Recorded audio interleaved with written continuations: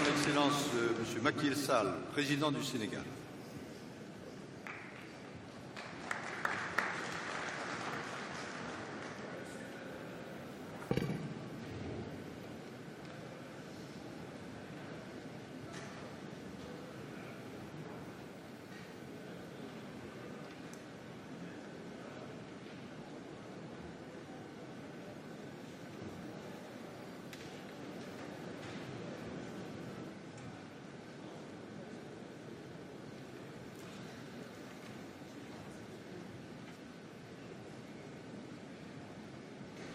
Je vous remercie, Monsieur le Président. Monsieur le Président de la République française, chers collègues, Monsieur le Président de la conférence de la COP21, Monsieur le Secrétaire général de l'ONU, Mesdames, Messieurs les chefs de délégation, au nom du Sénégal, je félicite et remercie le peuple français et son gouvernement d'avoir maintenu le rendez-vous de la COP21 en nous accueillant ici à Paris comme convenu malgré les événements douloureux du 13 novembre. Cette promesse tenue est aussi un défi lancé à la communauté des nations ici réunies. Elle met à notre charge une obligation morale de résultat pour que cette conférence soit une réussite. Nul besoin de démonstration scientifique sur les conséquences néfastes du changement climatique. Nous les vivons déjà. Pour nous du Sahel, elles se traduisent par l'alternance de la sécheresse et des inondations, la désertification rapide, la salinisation des sols, l'érosion côtière et l'ensablement des cours d'eau.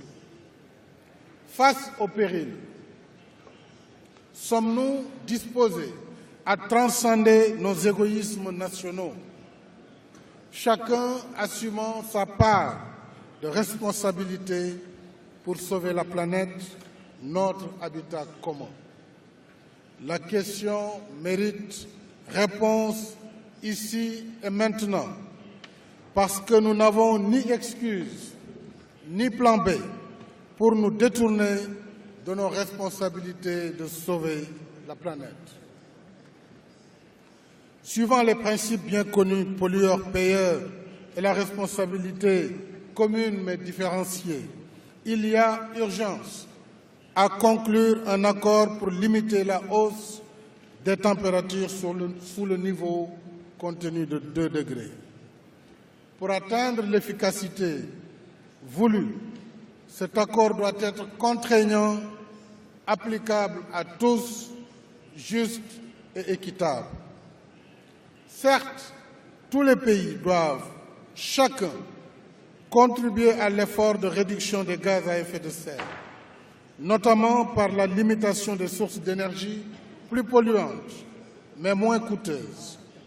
Mais pour nous, pays en développement, africains en particulier, renoncer à ces sources entraîne des pertes de compétitivité qui amplifient davantage notre retard sur le processus d'industrialisation et de développement.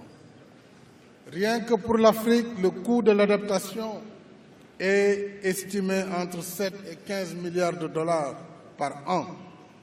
Par conséquent, il est important que le Fonds vert climat soit doté de ressources adéquates pour accompagner les efforts d'adaptation et soutenir le transfert de technologies écologiquement viables. Avec ses ressources hydriques abondantes et son énorme potentiel en énergie solaire, l'Afrique réunit les conditions pour un accès universel, rapide à l'électricité.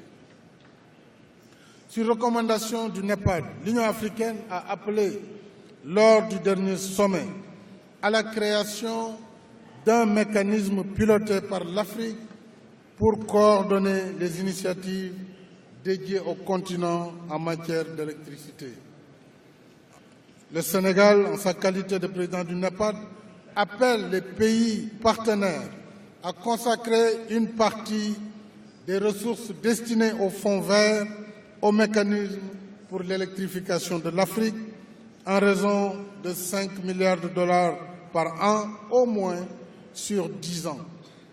Quand on demande aux pays les plus en retard sur le processus de développement de renoncer aux sources d'énergie les plus accessibles et les moins coûteuses que d'autres ont utilisées pendant des décennies pour assurer leur industrialisation, l'équité veut que cet effort soit accompagné et soutenu. Ce plaidoyer, je le fais aussi au nom de l'Association internationale des maires francophones, partenaire du plan de lutte contre le changement climatique. Je le fais enfin au nom de la société civile et du secteur privé africain. Je vous remercie de votre aimable attention. Merci, Monsieur le Président.